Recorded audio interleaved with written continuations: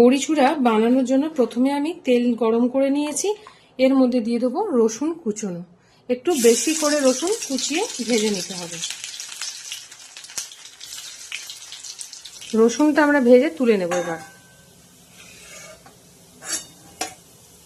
একই গরম তেলে আমি একটা শুকনো লঙ্কাও ভেজে নেব। ভেজে নিয়েছি, এবার তুলে নেব। ওই তেলেই আমি কিছুটা পেঁয়াজ কুচনো ভেজে নেব, ছোট ছোট করে কাটা পেঁয়াজ।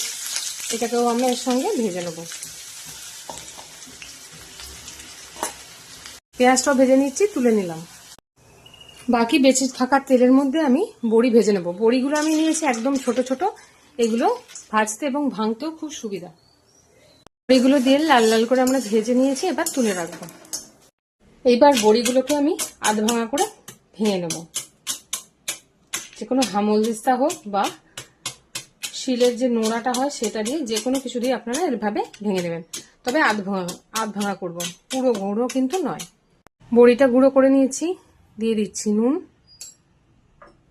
কুচনো কাঁচা লঙ্কা, ঝালটা আপনারা যেমন খাবেন সেরকম, একটু কুচনো কাঁচা পেঁয়াজ, একটা শুকনো লঙ্কা যেটা ভেজে রেখেছিলাম, দিয়ে দেবো লেবুর রস। সব দেওয়া হয়ে গেলে এগুলোকে আমরা ভালো করে একসঙ্গে মিশিয়ে নেব।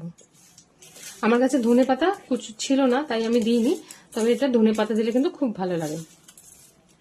আসলে এটা আমি শিখেছি কিছুদিন আগেই। জাস্ট আমরা উড়িষ্যার পুরীতে ঘুরতে গিয়েছিলাম।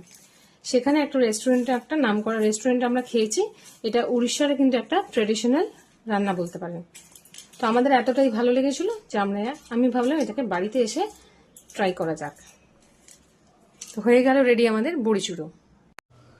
তো খুব সহজেই আমাদের এই উড়িষ্যা স্পেশাল বড়ি চুড়ো রেডি হয়ে গেল।